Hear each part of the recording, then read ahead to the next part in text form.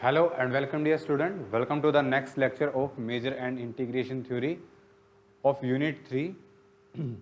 इससे पहले हमने लिबेग बाउंडेड थ्योरम करी थी, ठीक है, मोनोटोन कन्वर्जेंस थ्योरम करी थी.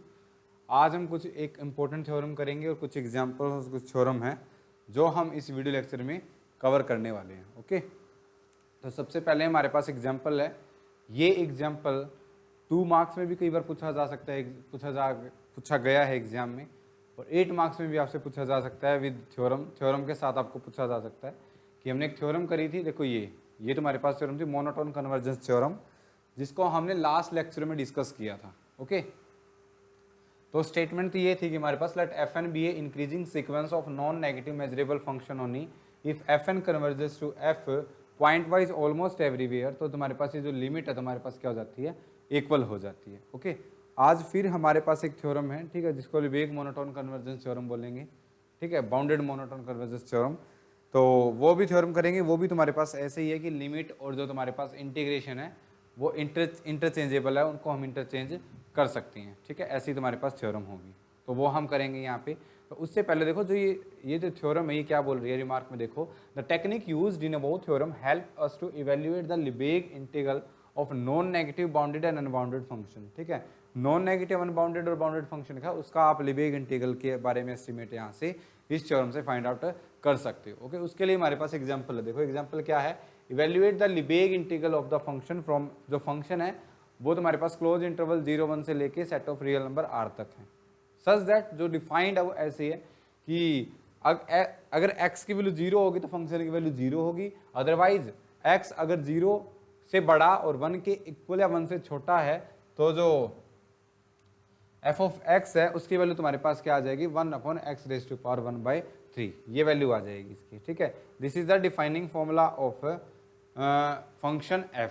ओके, और जो फंक्शन f है वो कहाँ से कहाँ तक है, वो तुम्हारे पास है क्लोज इंटरवल 0-1 से लेके r तक. ओके, तो अब क्या बोल रहा है ये, अब ये बोल रहा है कि clearly f is unbounded. f तुम्हारे पास क्या है, अनबाउंडेड है, बिकॉज f अनबाउंडेड है यहाँ से. ओके, आप यहाँ से देख सकते हो by the defining formula of x, non negative function है. ठीक है, और डिफाइंड किस पे है, क्लोज इंटरवल 0-1 पे. Now define is sequence of function. यहाँ पे हम मोनोटोन कन्वर्जेंस थ्योरम का यूज करने वाले हैं. तो यहाँ पे जो हमने सीक्वेंस हमने जो डिफाइन करी है एफ एन, ठीक है, जो हमने मोनोटोन कन्वर्जेंस थ्योरम में जैसे प्रूव किया था, तो वो देखो वो किसकी हेल्प से करी है, बाय एफ ऑफ एक्स. ठीक है, एफ ऑफ एक्स की हेल्प से हमने एफ एन एक्स डिफाइन कर दी. जैसे यहाँ पे तुम्हें f1x चाहिए, यानी पहला फंक्शन चाहिए f1x, तो f1x तुम्हारे पास हो जाएगा f ऑफ x इफ जो वैल्यू है f ऑफ x की वो तुम्हारे पास क्या हो, लेस देन इक्वल टू 1 हो.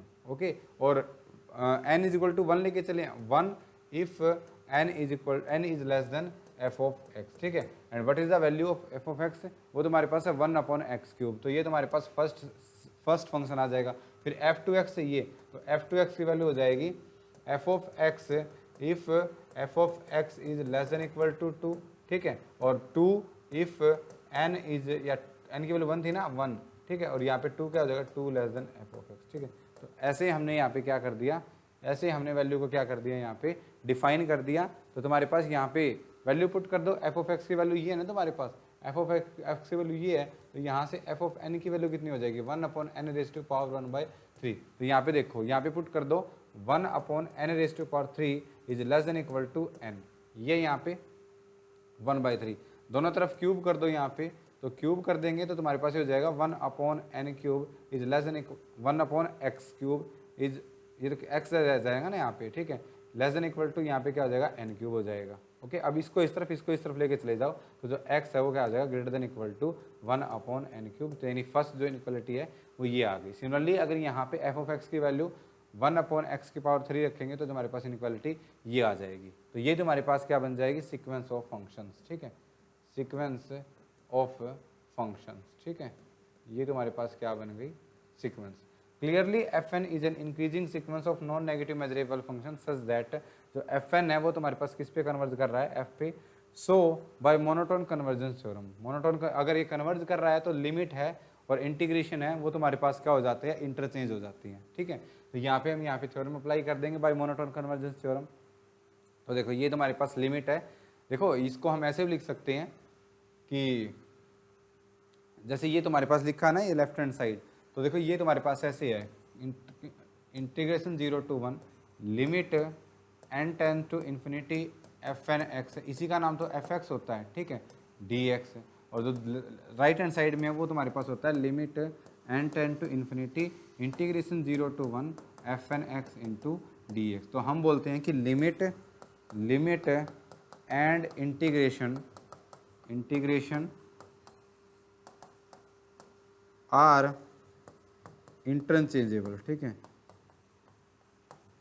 लिमिट को देखो, यहाँ पे लिमिट, यहाँ पे इंटीग्रेशन बाहर है, लिमिट अंदर है, यहाँ पे लिमिट बाहर है, इंटीग्रेशन अंदर है, ठीक है। तो यहाँ पे आप पहले, या इसको आप ऐसे बोल सकते हो, या तो आप पहले लिमिट अप्लाई कर लो फिर इंटीग्रेशन कर दो, या फिर पहले इंटीग्रेशन कर दो फिर लिमिट अप्लाई कर दो, ठीक है। तो हम इसको ऐसे भी बोल सकते हैं। तो इसकी हमने ये साइड ली, यहाँ से ये साइड ली, तो देखो इसको जो पहला इंटीग्रेशन उसको ऐसे भी लिख सकते हैं, बिकॉज ये तुम्हारे पास किसके इक्वल होता है, क्योंकि कन्वर्जेंस है तो ये किसके इक्वल है, एफ ऑफ एक्स के। तो इसको ऐसे भी लिख सकते हैं 0 1 एफ डी एक्स है। तो ये देखो ये यानी आप क्या लेके चले हो यहाँ पे, आप यहाँ पे लेफ्ट हैंड साइड लेके चले हो, लेफ्ट हैंड साइड लेंगे यहाँ से, फिर जाएगा तुम्हारे पास integration 0 to 1 F of X into D X is equal to, अब ये इंटरचेंजेबल है तो लिमिट बाहर लगा दी, ये वैल्यू लग दी। अब इसकी वैल्यू पुट कर दी, क्योंकि इसकी वैल्यू किस पे ब्रेक की हुई है, 1/n³ पे, तो 0 से लेके 1 तक है ना, तो यहाँ पे हमने कर दिया लिमिट को ब्रेक, ठीक है, ब्रेक द लिमिट, ठीक है, लिमिट को ब्रेक कर दिया। तो 0 से लेके 1/n³ तक और 1/n³ से लेके 1 तक। अब वैल्यू हमने अभी डिफाइन करी थी, 0 से लेके 1/n³ तक जो एफ एन एक्स है उसकी वैल्यू क्या थी, ये थी सेकंड पार्ट से, और 1/n³ से 1 तक वैल्यू क्या थी, एफ ऑफ एक्स थी। एफ ऑफ एक्स की वैल्यू पुट कर दो, एफ ऑफ एक्स की वैल्यू क्या थी यहाँ से, एफ ऑफ एक्स की वैल्यू थी 1/x⁻1/3, जिसको x⁻−1/3 भी हम यहाँ से लिख सकते हैं, ठीक है। तो वैल्यू कर दी। अब क्या किया, नेक्स्ट स्टेप में यहाँ पे टिक इंटीग्रेशन कर दिया, ठीक है, इंटीग्रेशन कर दिया। तो यहाँ से इसका इंटीग्रेशन, n तो कांस्टेंट है वो तो बाहर आ जाएगा, x का dx से क्या हो जाएगा, x अपर लिमिट माइनस लोअर लिमिट करेंगे तो क्या हो जाएगा 1/n³। यहाँ से x⁻1/3 है, इंटीग्रेशन करेंगे तो x⁻−1/3 प्लस 1, और यही जो पावर तुम्हारे पास क्या जाएगी, नीचे आ जाएगी, ओके। और जो तुम्हारे पास upper limit minus lower limit करोगे तो माइनस को मर्ज कर दो, तुम्हारे पास ये हो जाएगा, ओके। तो ये इंटीग्रेशन कर दिया अपर लिमिट माइनस लोअर लिमिट करके, तो जो तुम्हारे पास जो आंसर आएगा वो तुम्हारे पास कितना आएगा, 3/2, ये तुम्हारे पास आंसर आ जाएगा इसका। तो और यही तुम्हारे पास क्या आ जाएगा, इसका लिबेग इंटीग्रल, ठीक है, जो हमें फाइंड आउट करना था। तो ये एग्जाम्पल 2 मार्क्स में आपसे पूछा जा सकता है, इसको आप कीजिएगा। नेक्स्ट है इंपॉर्टेंट थ्योरम, ठीक है, ये मोस्ट इंपॉर्टेंट थ्योरम है, इंपॉर्टेंट थ्योरम, इस पे लिख लो एग्जाम 2022, ठीक है, ये एग्जाम में आ सकती है। अगर कोई 3rd यूनिट को प्रिपेयर कर रहा है तो इसको आप जरूर कीजिएगा, ठीक है। क्या स्टेटमेंट है थ्योरम की स्टेटमेंट, अब थ्योरम का नाम क्या है, लिबेग बाउंडेड कन्वर्जेंस थ्योरम। पहले तो इनके नेम में कंफ्यूज नहीं होना, जो पहली थ्योरम थी वो है मोनोटोन कन्वर्जेंस थ्योरम, और जो ये थ्योरम है ये कौन सी है, लिबेग बाउंडेड कन्वर्जेंस थ्योरम है, ठीक है। क्या बोलती है statement, let fn be a sequence of measurable functions defined on a set E of finite measure and suppose that fn is a uniformly bounded, that is there exists a real number m such that जो fnx है वो तुम्हारे पास क्या है, bounded है, तो bounded है तो उसकी जो वैल्यू है less than equal to m रहेगी, ठीक है, for all n belonging to n and for all x belonging to E, and if fnx is converges to f of x for each x belonging to E, then जो तुम्हारे पास ये limit है ये तुम्हारे पास क्या हो जाएगी, इक्वल हो जाएगी, ठीक है। अब यहाँ पे जैसे पीछे किया गया था वैसे ही है। अब इसमें जो फंक्शन है, फंक्शंस f1 f2 fn वो क्या गिवन है तुम्हें, यूनिफॉर्मली बाउंडेड है, ठीक है, यूनिफॉर्मली बाउंडेड है। यूनिफॉर्मली बाउंडेड है तो जो यूनिफॉर्मली बाउंडेड का मतलब f1x है वो भी m से छोटा है, f2x है वो भी m से छोटा है, f3x है वो भी m से छोटा है, f4x है वो भी m से छोटा है, and up to so on. यानी जो उसने अपर बाउंड लिया हुआ है वो क्या यूज़ किया है, उसने कैपिटल M यूज़ किया हुआ है, ठीक है। तो बोलता है कि that is there exist real number x such that for all n belonging to n, यहाँ पे आप n इज इक्वल टू 1 लोगे, n इज इक्वल टू ये लोगे, और हर एक x के लिए है, तो इसलिए हमने कौन सा वर्ड यूज किया हुआ है, यूनिफॉर्मली बाउंडेड है, ठीक है। यूनिफॉर्म बाउंडेड है कौन, f1x, फिर f2x, फिर f3x एंड अप टू सोन जितने भी तुम्हारे पास फंक्शन हैं। Is that clear, okay. तो अब इसमें भी वही है कि जो ये जो लिमिट है और इंटीग्रेशन है वो क्या हो जाएगा, चेंज हो जाएगा। देखो इसको हम ऐसे भी लिख सकते हैं, ये इसका जो फर्स्ट पार्ट है इसको ऐसे भी लिख सकते हैं, integration E limit N tends to infinity f1x into D X is equal to, और राइट हैंड साइड है उसको ऐसे लिख सकते हैं, ठीक है, limit N tends to infinity integration of E F of F N X into D X. मतलब जो लिमिट और इंटीग्रेशन के जो साइन है वो तुम्हारे पास क्या हो जाएंगे, इंटरचेंज हो जाएंगे। ये थ्योरम बोल रही है ऐसा। ओके, तो जो इसका प्रूफ है वो हम इगोरॉफ थ्योरम से करेंगे। तो सबसे पहले तो इसका भी यूज करेंगे, एक पार्ट में इसका यूज करेंगे, क्योंकि जो हमें इंटीग्रेशन है वो ई पे फाइंड आउट करना है। तो जब हम इसका प्रूफ करेंगे तो प्रूफ करते वक्त जो इसका इंटीग्रेशन है वो हम ई पे अलग और ई कॉम्प्लीमेंट पे अलग निकाल लेंगे, ठीक है। और वहाँ से हमें क्या दिखाना है कि ये जो लिमिट है क्या है, इक्वल है, ये लिमिट और ये लिमिट इक्वल है। तो हम इसमें से ये सब्ट्रैक्ट करेंगे तो उसका जो मोड है वो दिखा देंगे लेस देन एप्सिलॉन। इसका मतलब ये दोनों वैल्यू क्या है, सेम है, मतलब ये किस पे कन्वर्ज कर रहा है, इस पे कन्वर्ज कर रहा है। ऐसे हम इस थ्योरम को इस टेक्निक से प्रूव करने जा रहे हैं। We shall apply the Egoroff theorem to prove this theorem. Accordingly, for a given epsilon greater than 0, there exists an n, ठीक है, and a measurable set E node subset of E such that जो E node का जो complement है उसका major है वो हमारे पास किससे लेस रहेगा, एप्सिलॉन बाय 4m से। ये एप्सिलॉन बाय 4m ताकि लास्ट में हमें प्रूव करने में आसानी हो जाए, उसके लिए हमने इसको ऐसे मानना हुआ है। And for n greater than equal to n and x belonging to E and we have, अगर ये जो वैल्यू है तुम्हारे पास किस पे है, ई नोड के कोरस्पॉन्डिंग है, ई नोड पे है अगर x बिलोंग कर रहा है, ठीक है। तो जो F N X minus F of X है उसकी वैल्यू तुम्हारे पास क्या हो जाएगी, मोड की less than epsilon by 2 into measure of E. और ये तुम्हारे पास कहाँ से आया है, ये तुम्हारे पास आया है इगोरॉफ थ्योरम से, ठीक है। ये तुम्हारे पास कहाँ से आया है, बाय इगोरॉफ थ्योरम, जो हमने सेकंड यूनिट में करी थी, ठीक है। तो एक बार कोई बच्चा देख रहा है तो इसको सेकंड यूनिट में जाके इस थ्योरम का क्या कर ले, रिवाइज कर ले। और इसका हमने प्रूफ भी किया था सेकंड थ्योरम में, सेकंड यूनिट में, ठीक है। तो अब देखो, अब इसको प्रूव करना है ना, इसको प्रूव करना है तो मैं ये माइनस ये लेके चला हूँ, देखो यहाँ से, और मैं इसको क्या लिखा दूंगा, लेस देन एप्सिलॉन दिखा दूंगा। तो इस थ्योरम का क्या हो जाएगा, प्रूव हो जाएगा। इसको यूज करेंगे और इसको यूज करेंगे, इन दो इक्वेशंस का हम क्या करने वाले हैं, यूज करने वाले हैं, ठीक है। तो हम ये लेके चले, अब देखो इसका मोड लेके चले हैं, तो सबसे पहले मोड लेके चले हैं, सबसे पहले इस इंटीग्रेशन क्या कर दो एक तरफ, ठीक है। मैंने इसका इंटीग्रेशन क्या कर दिया, एक साथ कर दिया, तो ये आ जाएगी। अब इंटीग्रेशन और मोड जब इंटरचेंज कर दिया तो कौन सी इनक्वालिटी आ जाती है, ये इनक्वालिटी आ जाती है, लेस देन इक्वल टू वाली। तो देखो यहाँ पे हमने मोड बाहर था, इंटीग्रेशन अंदर था, अब इंटीग्रेशन बाहर कर लिया, हमने मोड अंदर कर लिया, ठीक है। तो ये वैल्यू आ जाएगी। अब देखो इंटीग्रेशन किस पे कर रहे हैं, हम ई पे कर रहे हैं, तो इस इंटीग्रेशन को इसने ब्रेक कर दिया, ई नोड पे अलग कर दिया, because E nought is subset of E. तो ई नोड पे अलग और ई नोड के कॉम्प्लीमेंट पे अलग, और ई नोड यूनियन ई नोड का कॉम्प्लीमेंट करेंगे तो वो तुम्हारे पास किसके इक्वल आ जाएगा, ई के इक्वल आ जाएगा। तो आप इस इंटीग्रेशन को क्या कर सकते हो, इस इंटीग्रेशन को ब्रेक कर सकते हो on E and E node. ये हमने प्रॉपर्टी लास्ट टाइम डिस्कस करी थी कि जब तुम इंटीग्रेशन करते हो, integration of F into D X E, ठीक, यूनियन ई कॉम्प्लीमेंट, तो ये हो जाएगा integration of F into D X E पे अलग और plus integration of F into D X E complement पे अलग, ठीक है। तो इस प्रॉपर्टी का हम यहाँ पे क्या कर रहे हैं, यूज कर रहे हैं। तो ये हमने यहाँ प्रॉपर्टी क्या कर दी, यूज, ठीक है। बाय प्रीवियस प्रॉपर्टी लिख दो, क्योंकि हमने ये प्रीवियस लेक्चर में करी हुई है, ठीक है। इससे पहले हमने पहले वाले लेक्चर में हमने इन प्रॉपर्टी को क्या किया था, प्रूव किया, ठीक है। अब देखो, अब ये क्वांटिटी ये किससे लेस हो जाएगी और ये क्वांटिटी ये किससे लेस हो जाएगी। अब यहाँ पे देखो, ये है, ये किस पे है, ई नोड पे, ई नोड पे है तो ये वाली हम लगाएंगे, क्योंकि जो x belonging to E node है, तो ये जो f1x माइनस fn, जब इंटीग्रेशन करेंगे तो मेजर ऑफ ई नोड और मेजर ऑफ ई कॉम्प्लीमेंट ये क्या आएंगे, साथ में आएंगे। तो इनका यूज कर लो, यहाँ पे इस थ्योरम का प्रूफ हो जाएगा, ठीक है।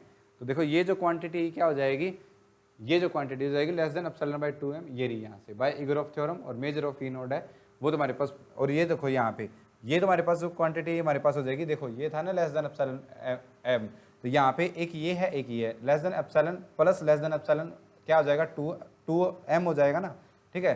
क्योंकि जो f(n)x है वो लेस देन m है, लेस देन m है तो ये भी m से छोटा रहेगा, ये भी m से छोटा रहेगा, तो m प्लस m कितना होगा, 2m।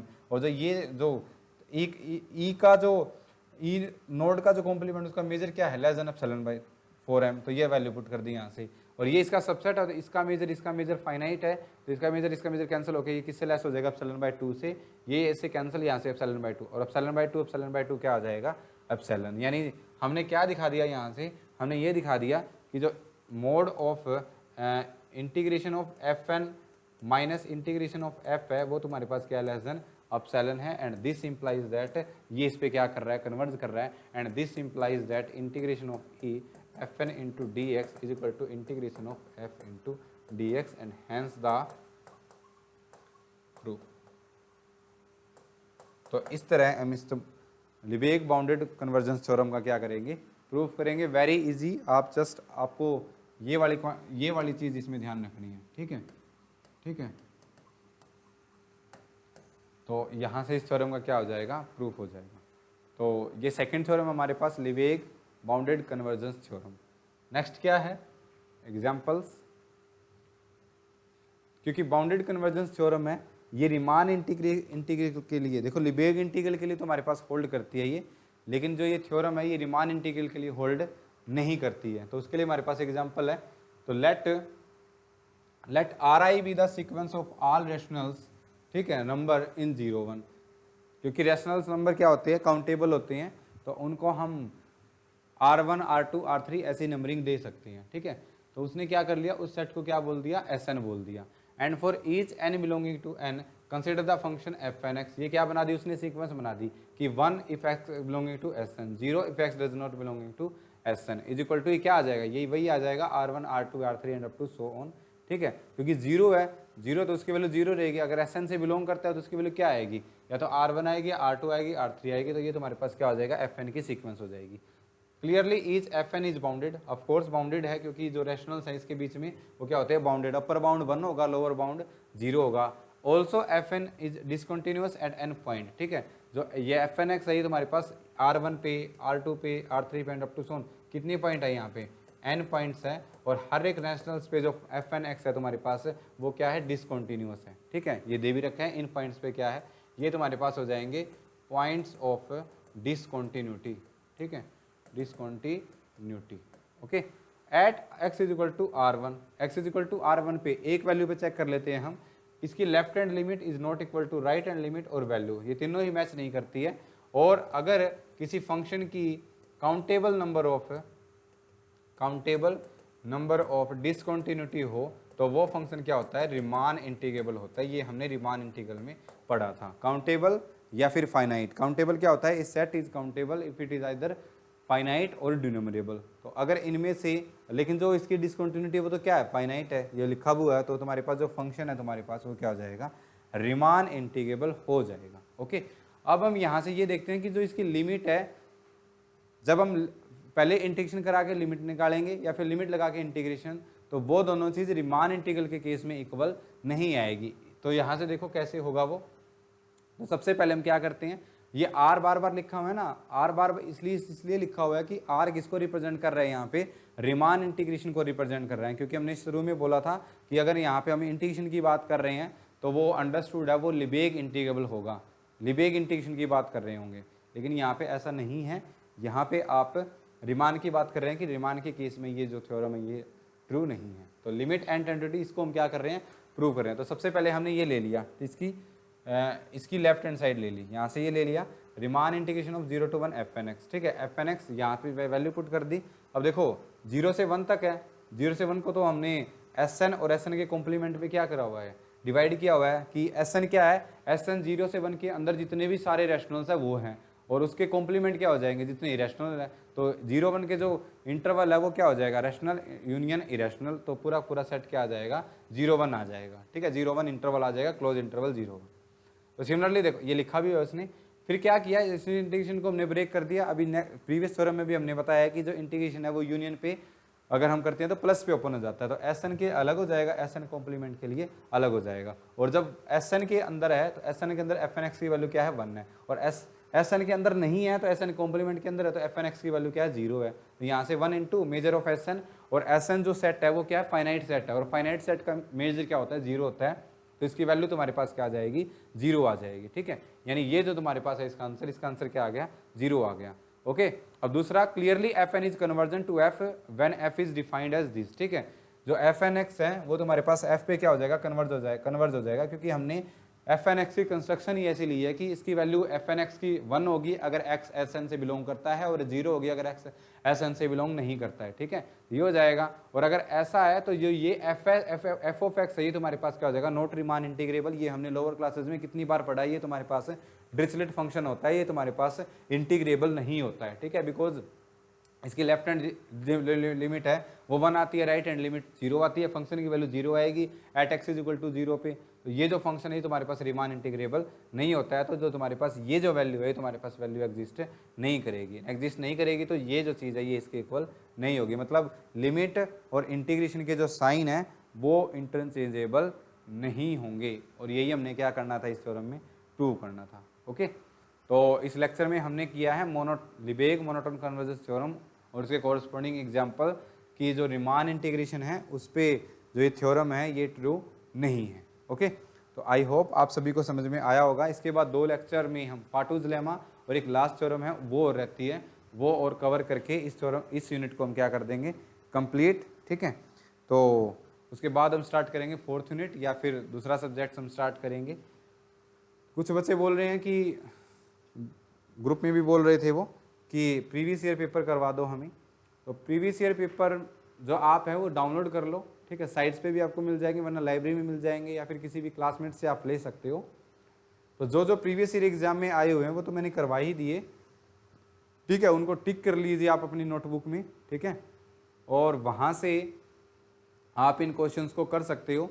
तो प्रीवियस ईयर क्वेश्चंस हैं वो तो मैंने ऑलरेडी करवा दिए, ठीक है, और जितने भी एग्जाम में आएंगे वो भी मैंने वीडियो लेक्चर में साथ साथ बताया है, जैसे अभी बताया कि थ्योरम है ये एग्जाम में आ सकती है, तो इनको आप ज़रूर कीजिए। जो मैंने बताया है वो एग्ज़ाम में 101% तो नहीं, लेकिन 90% एग्ज़ाम में आएगा। ओके, तो यहाँ से आप इजीली कर सकते हो, और क्योंकि अब तुम्हें एनी 4 का ऑप्शन मिला हुआ है कि आप 4 यूनिट में से कोई भी 4 क्वेश्चन कर सकते हो, और जो कंपल्सरी क्वेश्चन है वो तो आपको करना ही करना है। तो आप यहाँ से ये देख लीजिए कि कौन सी जो यूनिट है वो शॉर्ट है, ठीक है, जो लेंथी नहीं है उसको करना आसान रहेगा। जो 3rd यूनिट है उसमें काउंटिंग करके ही हमारे पास 5 या 6 थ्योरम है, तो आप यहाँ से करोगे तो 2 क्वेश्चन आपके बहुत ईजिली हो जाएंगे। क्योंकि जो ये यूनिट है इसमें जो तुम्हारे पास सबसे अच्छी बात ये है कि कोई भी थ्योरम लेंथी नहीं है, ना उसका आपको इतना रट्टा लगाना, ठीक है, और अंडरस्टैंडेबल है कि आप ऐसे कर सकते हो, और 2 मार्क्स के क्वेश्चन भी इसमें इजीली हो जाते हैं क्योंकि एग्जांपल्स हैं, 16 एग्जांपल है, आप इनको कर सकते हो। तो इसलिए जो 3rd यूनिट है उसको तो स्किप ना कीजिए।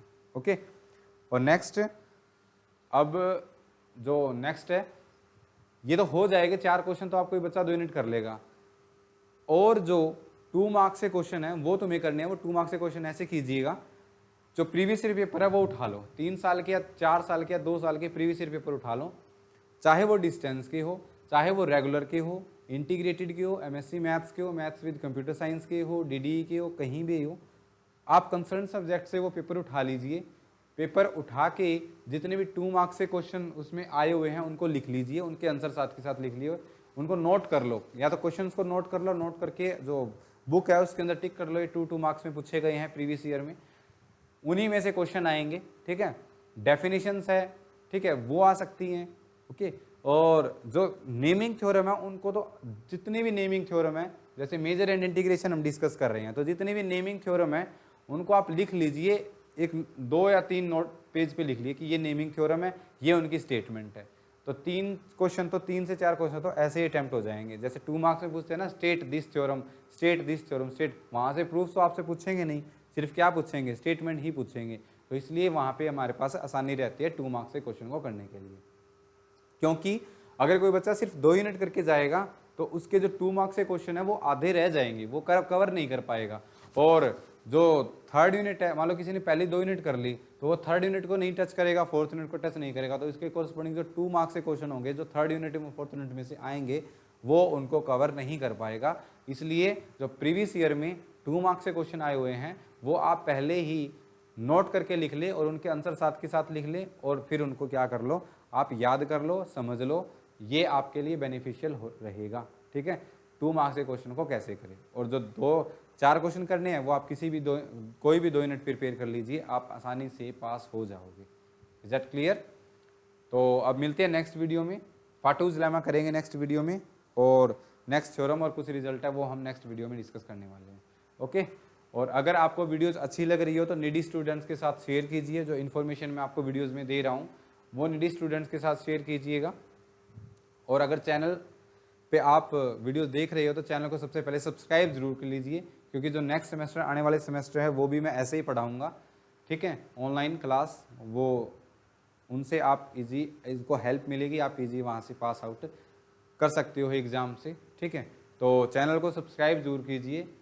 और किसी को अगर नेट जेआरएफ की कोचिंग चाहिए, ठीक है, तो कुछ लेक्चर मैंने फ्री भी डाले हुए हैं यूट्यूब पे, और मुझे कॉन्टैक्ट भी कर सकता है इस नंबर पे, ठीक है।